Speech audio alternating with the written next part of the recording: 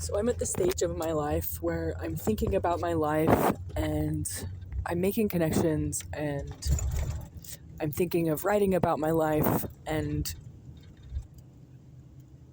thinking about my posterity and stuff like that. And I think the events matter, but I also, so I could write a big, I don't know, a novel. I could write a long story about the things I've done in my life. And then there's the things I've learned in my life. And I think, what is the most valuable thing? I think what I'm doing here, these lectures, are the most valuable thing for me to be doing right now. I think the lessons you learn from your life is more important than the events, because the events are just, not just, they did lead to the lessons, but the lessons are the fruit, right? The events are the plant, the journey, and then the fruit.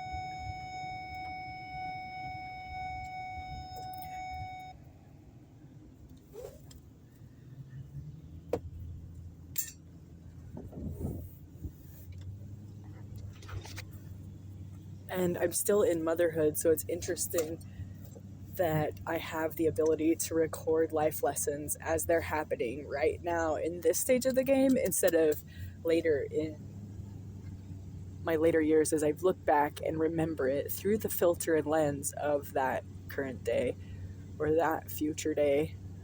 This day, it's different. It's nice to have just the raw thing.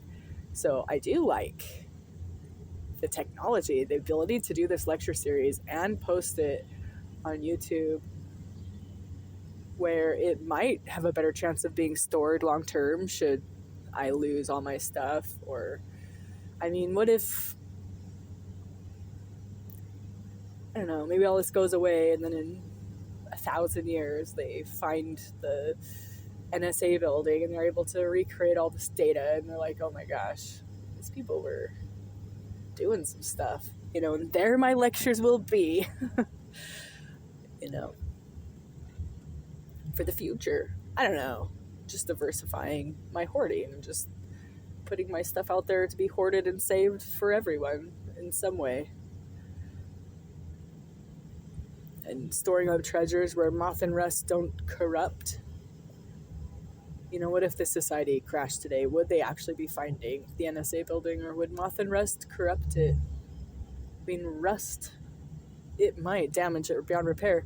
If it's rustable, are the circuits and things rustable? I don't know how things are stored. I really don't know how computers work. I don't know how all of it works, but I just know that it does. But can it become just broken? Because like my hard drives, they only have a shelf life like 2 years. So, I mean, after 100 years out in the weather, it's likely not going to be something you could retrieve the data from. But maybe you could. I don't know. Maybe it's just not worth doing. But this stuff is more frivolous. So anything written down on a more hard copy would be more lasting, right? This is just a way of getting the thoughts out there, because it's so easy to do.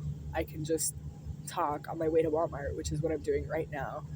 So here's the event. I'm driving to Walmart to get potatoes because I want to do ham and scallop potatoes, because I got a ham for Christmas and we barely even scratched the surface. So I need to come up with a whole bunch of recipes to use ham in the next few days. So ham and scallop potatoes, great one. That's a childhood recipe of mine that I just haven't made a lot. It's a good one. So anyway, of course, we're out of potatoes, so I'm running to Walmart to get potatoes, in which case the perfect opportunity to record a quick lecture series, or a quick lecture in the series. And isn't it convenient and isn't it nice that this technology exists? So I can record these moments while in motherhood, these moments that will give me the wisdom of the crone. And so that's really what the crone is, isn't it? It's not just like this, it's a metamorphosis. It's not like an abrupt change, like bam, crone. It's like I'm metamorphosizing from the mother. My life experiences as a mother are just what naturally leads me to become a crone. My experiences as a maiden, well, and then kind of the abrupt experience of having a child, but kind of not, because you kind of start mothering. Maybe just the way you are, like your natural experiences lead you to be mothering like you see a lot of young women like caring for the planet and nurturing kind of attributes, volunteering at animal shelters kind of thing, caring a lot about animal welfare, mothering type aspects, really nurturing, caring about type aspects.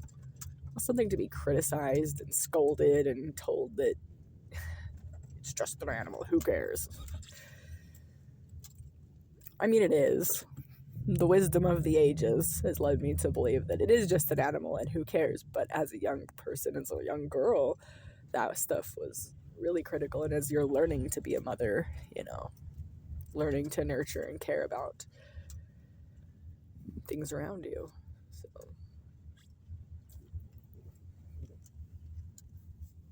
So it's cool that there is this tool, because there's a wisdom in every age and every stage. I happen to be a girl, a woman, almost a crone. I happen to be female. And so I have the female perspective from how I grew up. Mostly. I also have female biology, which leads me to have certain emotions. Like biologically, I have certain things my body wants different than a man. So I'm just going to be different because it's just a different experience.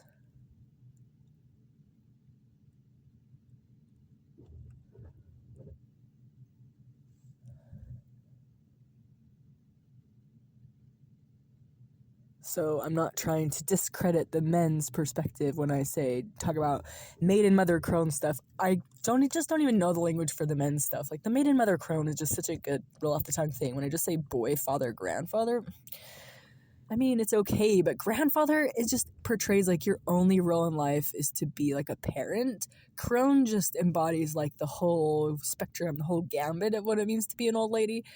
An old lady, old man, that just kind of like derogatory kind of, it just seems like people wouldn't like that for some reason. Just some old lady, like, I don't know, seems kind of like dismissive, or crone is just kind of all-encompassing and kind of a good term. I don't know what it would be for men. And it's kind of like that funny double standard, though, because that's how it is for women in the church. It's like, oh, men have the priesthood, but you have motherhood. You can be a parent. Well, just like me, except like, you, different. You're going to stay home with the kids sometimes. Well, I mean, not anymore, but...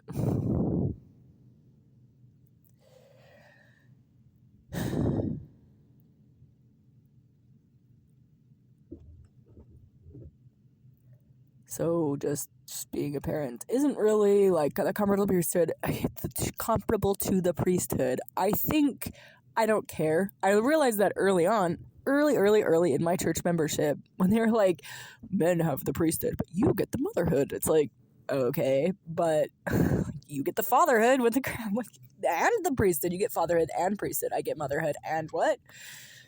I don't know. What came to mind is more chores, more laundry. Like, I don't know. So I realized that early on, that it's not a comparable thing, but I just didn't care. Like, it's fine if men have the priesthood. It's fine if somebody has something different than me. I'm just not covetous by nature. Like, it does not bother me. That's just the rules. That's the parameters I have with which to work in and live in. I'm fine finding a niche, or I'm fine working in the parameters. I can be happy in that. I can be happy in any set of parameters, pretty much. I have not been able to find a set of parameters I can't be happy in. I mean, an ongoing contentious state is difficult to work in for sure, but there are pockets of happiness around the contention still. But like, obviously a non-contentious state is logically better. And why would you waste your time in a contentious state? Why really would you waste your time? Life is short. We do only have a limited number of Christmases with our children. We really do have a limited number of everything with our children, with everybody. And that's a scary and daunting thing, but it's also, it's just the reality. It's good to recognize it and face it and meet it with sobriety and patience and understanding, and it helps you to cultivate those things in a lot much faster. It gives you some focus. It gives you some focus in your life, doesn't it?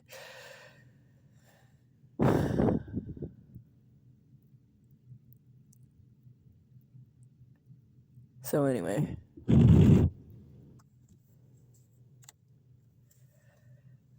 time to go in.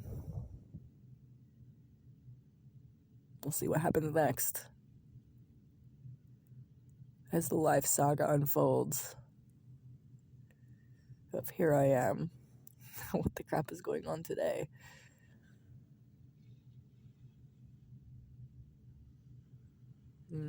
Sufficient unto the day is the evil thereof.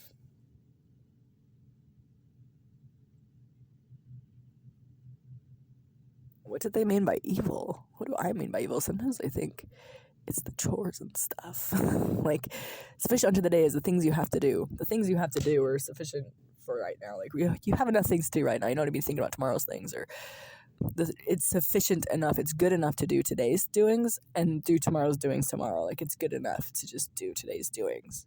I mean, have a plan, but sufficient unto the days that you live. Don't worry about it. Don't worry about tomorrow. That kind of thing, maybe. Anyway,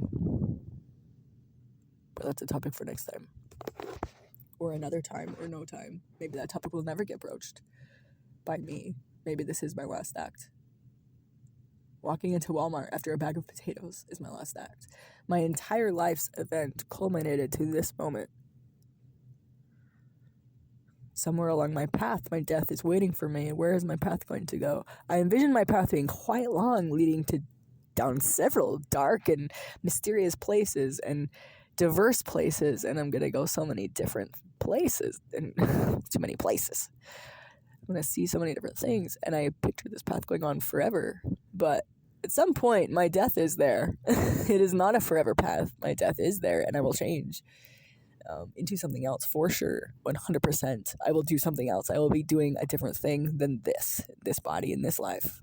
With this jacket, my jacket. Ugh, can I just take it with me? My kids, can I just take them with me, you know?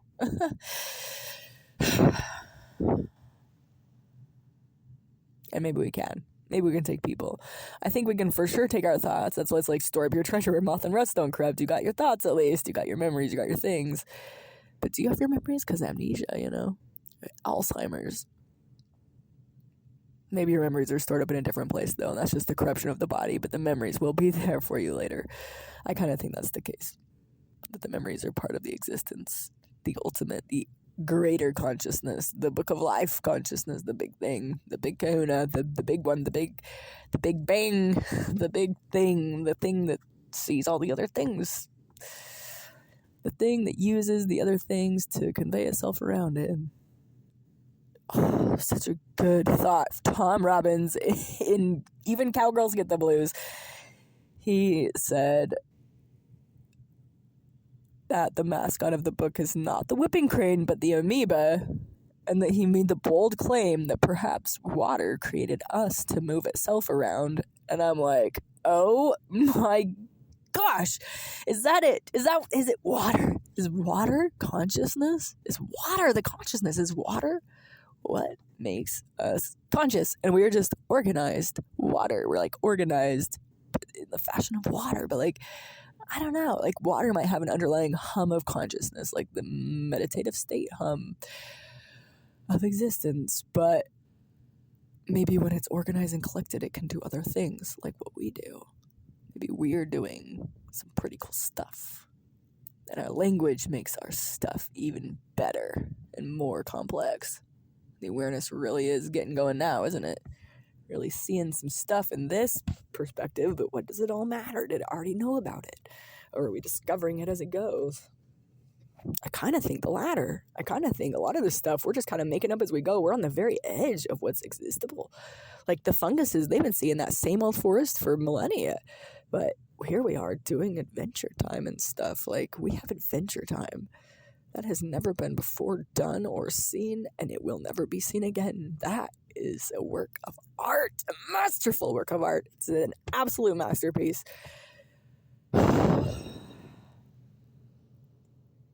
Adventure time. Come on, grab your friends. I'm going into Walmart.